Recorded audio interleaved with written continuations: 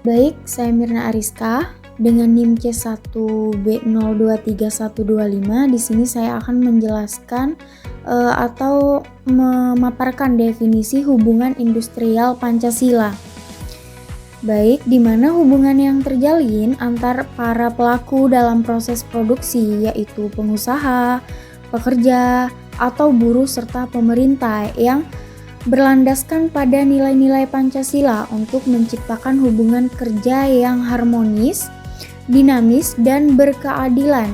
Jadi di sini dapat kita simpulkan bahwa ini sangat berhubungan agar dapat terjalinnya hubungan yang sehat antar pemerintah, buruh, serta pekerja.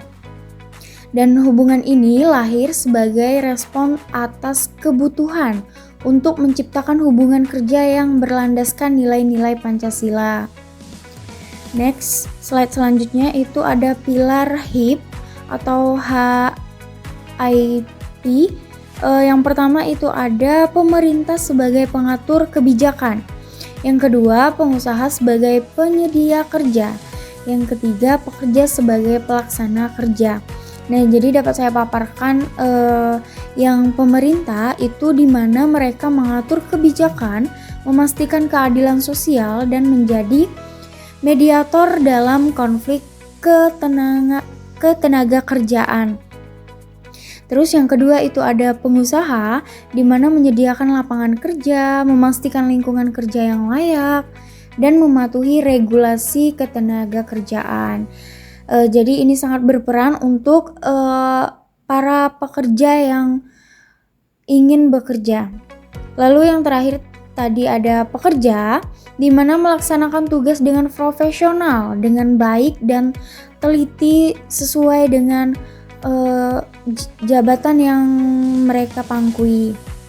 Meningkatkan produktivitas, selalu berinovasi untuk meningkatkan produktivitas selama bekerja dan mendukung tujuan perusahaan agar tercapai dengan tujuan dan visi misi dari perusahaan tempat mereka bekerja. Baik, mungkin itu saja yang dapat saya sampaikan. Terima kasih. Assalamualaikum warahmatullahi wabarakatuh. Perkenalkan, saya Rahmawati Indah Lestari dengan NIM C1B023056. Di sini saya akan menjelaskan mengenai dasar filosofis hubungan industrial Pancasila. Jadi, dasar filosofis hubungan industrial Pancasila sendiri itu adalah nilai-nilai dari Pancasila, yang dimana itu dari sila-sila Pancasila itu sendiri, mulai dari sila pertama sampai sila kelima.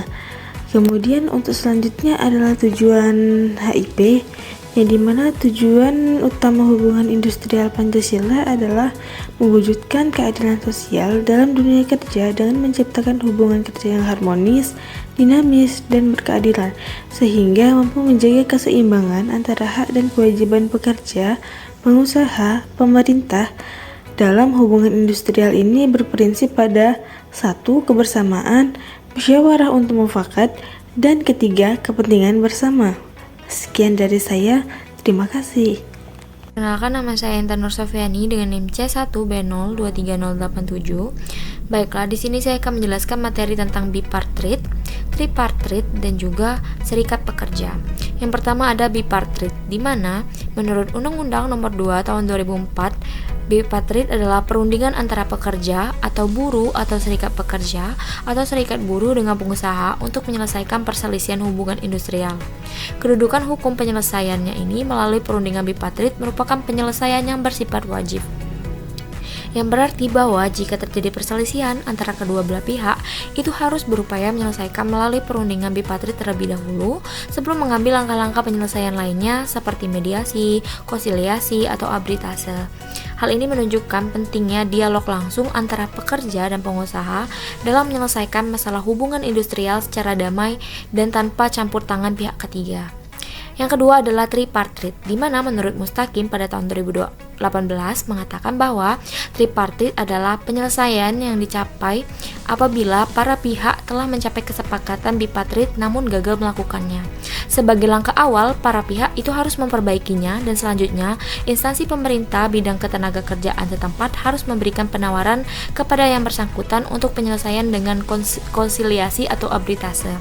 Unsur tripartit ini berisikan pemerintah, pengusaha, dan serikat pekerja untuk melakukan komunikasi, konsultasi, dan musyawarah terkait masalah ketenagakerjaan. Yang ketiga adalah serikat pekerja, di mana serikat pekerja sendiri adalah organisasi yang dibentuk oleh pekerja untuk melindungi, membela, dan meningkatkan kesejahteraan anggotanya. Serikat pekerja berperan sebagai representasi dalam negosiasi bipartit dan tripartit, serta memastikan hak-hak pekerja terjamin melalui kesepakatan kerja bersama atau KKB. Namun, di balik ini ada beberapa tantangan yang dihadapi serikat pekerja. Yang pertama adalah hubungan yang tidak seimbang, di mana adanya ketidakseimbangan kekuatan antara pekerja dan pengusaha dapat menghambat negosiasi yang adil. Yang kedua, kurangnya dukungan hukum, di mana dukungan hukum ini yang tidak memadai dapat melemahkan posisi serikat dalam memperjuangkan hak-hak pekerja. Yang tiga, kurangnya kesadaran pekerja tentang pentingnya serikat. Banyak pekerja yang kurang memahami manfaat bergabung dengan serikat pekerja sehingga mereka partisipasinya seringkali sangat rendah. Yang keempat adalah stigma negatif terhadap aktivitas serikat pekerja.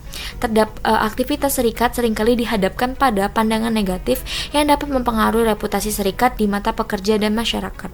Yang kelima, anggaran terbatas untuk mendukung aktivitas serikat, di mana adanya keterbatasan dana dapat membatasi kegiatan dan inisiatif serikat dalam membela kepentingan anggotanya. Yang terakhir, adanya tekanan dari pihak pengusaha untuk membatasi aktivitas serikat. Pengusaha kadang-kadang melakukan tekanan untuk mengurangi peran serikat yang dapat menghambat aktivitas mereka dalam membela hak-hak pekerja. Baik, perkenalkan nama saya Amanda Rozatul Fitri dengan NIM C1B023097.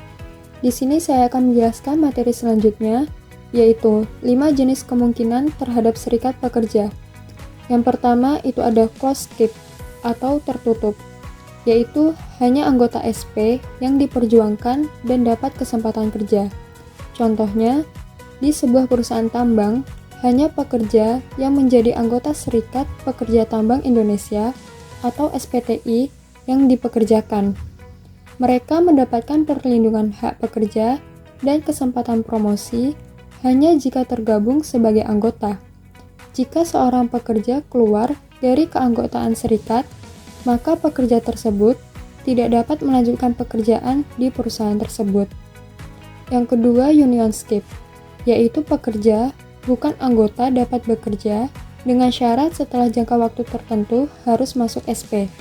Contoh, sebuah perusahaan tekstil di Bandung memperbolehkan pekerja yang baru direkrut untuk tidak menjadi anggota serikat pada awalnya. Namun, setelah bekerja selama 3 bulan atau masa percobaan, mereka diwajibkan mendaftar menjadi anggota Serikat Pekerja Tekstil dan Garmen atau SPTG. Jika tidak, mereka tidak dapat memperpanjang kontrak kerja. Yang ketiga yaitu ada agensi skip, yaitu pekerja bukan anggota tetap harus bayar iuran, sehingga SP dapat memberikan jaminan. Contohnya, di sektor perbankan, karyawan non-anggota Serikat Pekerja Perbankan Nasional atau SPPN tetap dikenakan potongan iuran bulanan sebesar 2% dari gaji mereka. Iuran ini digunakan untuk membiayai kegiatan serikat, termasuk memberikan jaminan perlindungan hukum jika karyawan menghadapi permasalahan terkait pekerjaan. Yang keempat yaitu open skip, yaitu pekerja boleh jadi anggota atau tidak.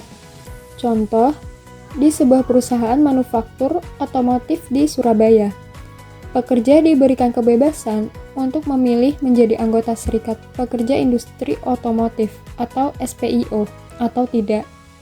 Mereka yang memilih untuk tidak bergabung tetap mendapatkan hak dan fasilitas yang sama dari perusahaan, meskipun mereka tidak memiliki akses langsung ke layanan serikat. Yang terakhir yaitu mempertahankan susunan keanggotaan pekerja selama bekerja harus tetap jadi anggota SP. Contohnya, di sebuah perusahaan minyak di Balikpapan, semua karyawan wajib menjadi anggota Serikat Pekerja Energi Indonesia atau SPEI. Selama masa kerja mereka di perusahaan tersebut, keanggotaan ini bersifat wajib dan tidak bisa dihentikan. Bahkan jika pekerja dipindahkan ke cabang lain, keanggotaannya tetap berlanjut. Baik, materi selanjutnya yaitu pedoman bagi perusahaan yang ingin bebas serikat pekerja. Perusahaan yang ingin bebas dari keberadaan serikat pekerja atau SP biasanya berupaya menciptakan kondisi kerja yang harmonis dan memenuhi kebutuhan pekerja secara optimal sehingga mereka tidak perlu membentuk SP. Yang pertama itu terapkan hubungan industrial yang sifatnya preventif. Perusahaan harus fokus pada pencegahan potensi konflik atau ketidakpuasan pekerja dengan menciptakan kondisi kerja yang adil, aman, dan nyaman. Upaya ini meliputi menyediakan upah yang kompetitif dan sesuai standar, memberikan fasilitas kerja yang layak seperti ruang istirahat, jaminan kesehatan, dan program kesejahteraan.